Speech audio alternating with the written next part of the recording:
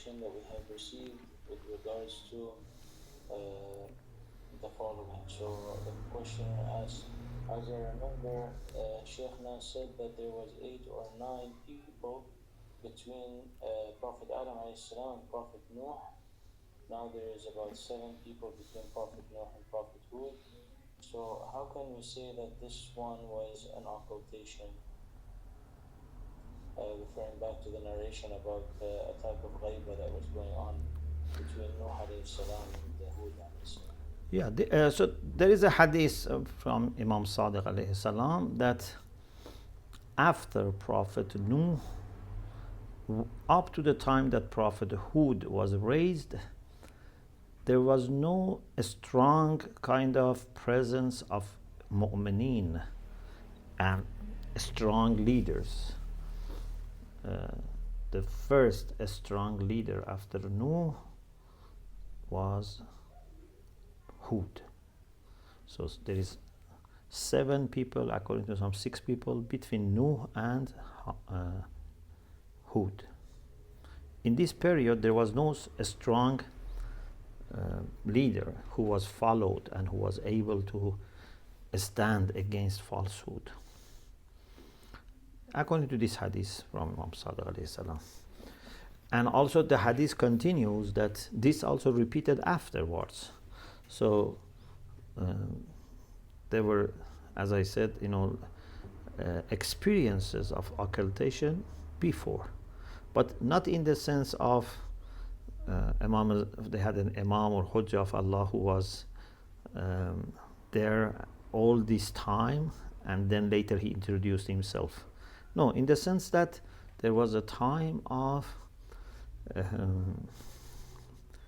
absence of a strong leadership, even if there were some good people, but they were not able to exercise their leadership, and the mu'mineen were in a very weak position.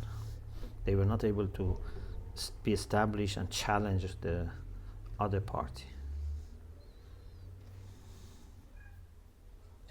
Thank you very much, Sheikhna. My pleasure. We have 2 more questions that have come in. So the question is that the questioner says, Sheikh Shomali, Jazakumullah khairan for today's lecture.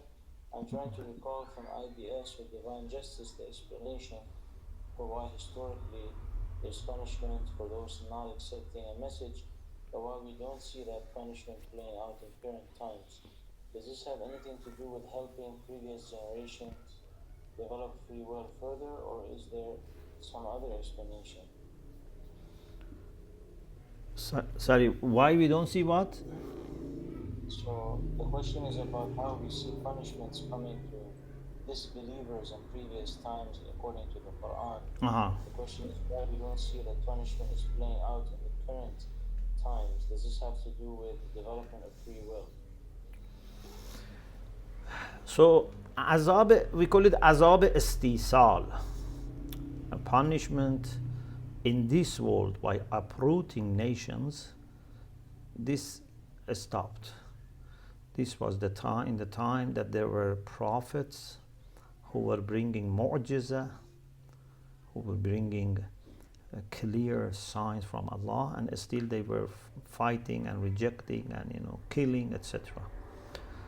But now there is no azab istisal because of different reasons, but one reason is because this time we don't have a prophet living with us and showing miracles, and also maybe it's the time that Allah subhanahu wa ta'ala is testing us more through our aql and how much we are going to take lessons from the previous nations, previous revelations. And so on the one hand we are in a more difficult situation, but on the other hand there is more merciful treatment. In the past they were seeing miracles and prophets and mu'jiza, but of course then expectations were higher, and they had to sometimes be challenged, sometimes they had to go through عذاب استیصال.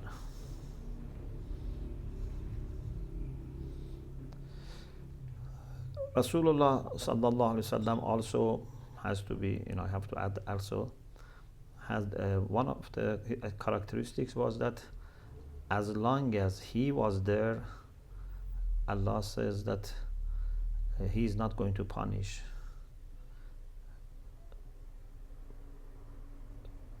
The ayah, maybe Brother Jihad, if you can search the ayah وَأَنْتَ فِيهِمْ. I think it's yes, inshallah, I'll look for it. وَمَا كُنَّا مُعَذِّبِينَ or something like this. وَأَنْتَ فِيهِمْ. So in the time of the Prophet, Allah removed azab istisal because he's rahmatun lil alameen.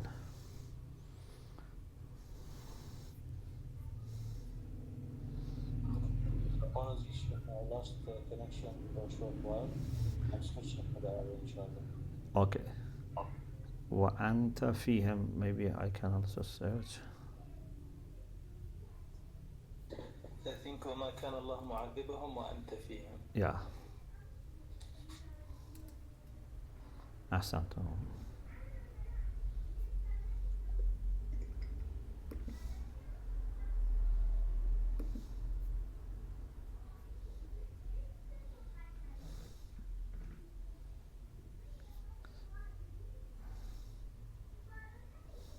I have shared it.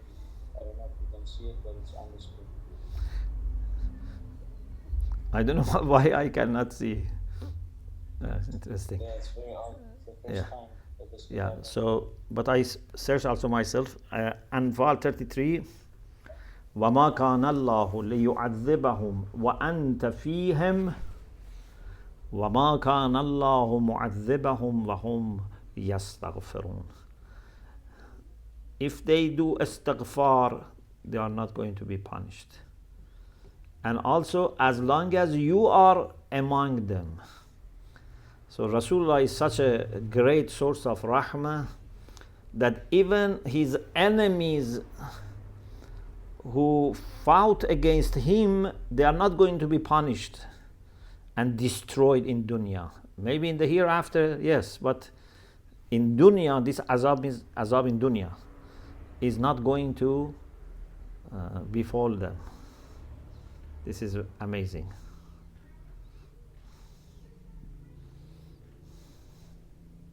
Shaykhna, upon this idea of adab, there's a verse that's intriguing. It talks about. I'm just gonna get it quickly. It's in Surah Al-Isra. I'll just show it quickly. And it says, وَإِن مِّن قَرْيَةٍ إِلَّا نَحْنُ مُهْلِكُوهَا قَبْلَ يَوْمِ الْقِيَامَةِ أَوْ مُعَذِّبُوهَا عَذَابًا شَدِيدًا كَانَ ذَلِكَ فِي الْكِتَابِ مَسْطُورًا. And I found that intriguing, and I didn't understand what is meant by this. There is not a town, but we will destroy it before the day of resurrection, or punish it with a severe punishment. That has been written in the book. I don't understand necessarily. Sorry, I cannot see. Let me. Which ayah you said? Isra. 1758. Surah Al-Isra 58, 1758. Yeah. وَإِن مِّن قَرْيَةٍ إِلَّا نَحْنُ مُهْلِكُوهَا قَبْلَ يَوْمِ الْقِيَامَةِ أَوْ مُعَذِّبُوهَا عَذَابًا شَدِيدًا كَانَ ذَلِكَ فِي الْكِتَابِ مَسْطُورًا. Okay, so what's your question? Yes, so we have a general rule that basically a nation is punished when it's not punished if it's seeking forgiveness, and it's not punished for prophets amongst it. Usually we have the idea that there's no punishment unless there's a prophet that is sent to those people and they refuse. But this verse is saying that every qarya is either going to be destroyed before the day of judgment, or not destroyed but punished.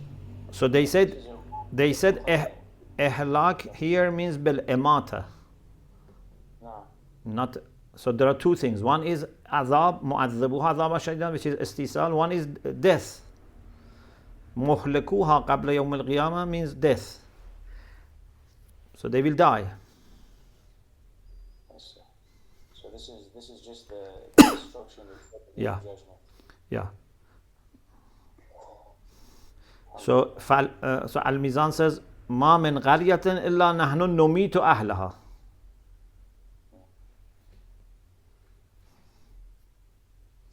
Thank you. You're welcome. One last question about how the nations in the Quran respond to the prophets. Generally speaking, it feels like overall the nations as a whole don't respond positively to the prophets, except for Bani Israel.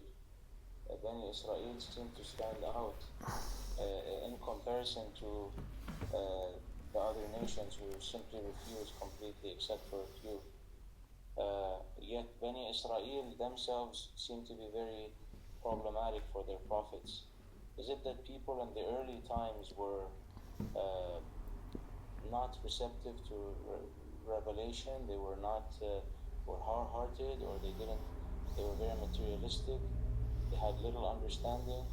Because if we look overall, we have most nations are either refusing the prophets altogether and being destroyed, or we have Bani Israel who somehow were a nation of faith, but they also caused a lot of problems to Musa alayhi salam, to their prophets. So what can we deduce from all of this? So unfortunately, this was a general pattern.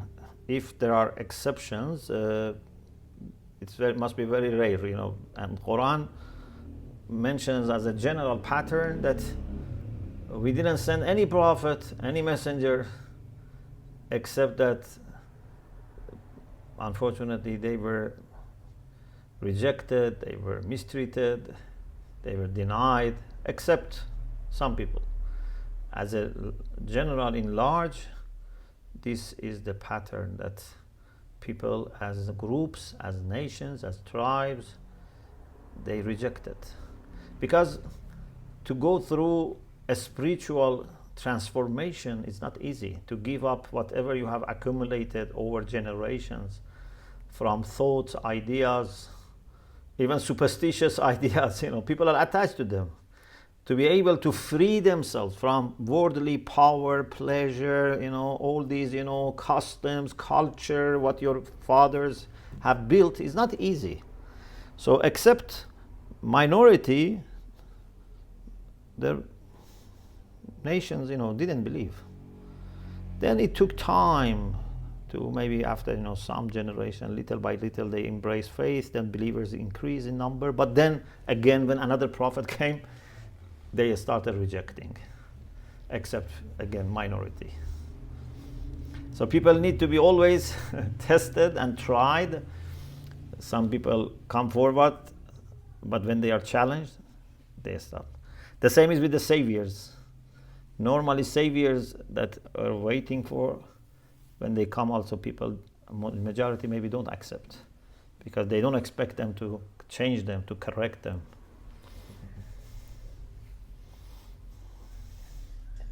Thank you very much, Sheikh Al-Kareem, for My pleasure. answering all these different questions and sharing all this knowledge. And sorry for the technical troubles, and hope that next time. There was another question, because I had lost some questions due to misconnection. One last question, inshallah, for today. From Hadith, on the Day of Judgment, do we know if the previous Adams will be resurrected with the current Prophet Adam alayhi salam? Were the previous Adams taught the true names of Prophet Muhammad and his Ahlul Bayt, as Prophet Adam alayhi salam was taught? We don't know that much about them. We don't know how much was their level of understanding and responsibility.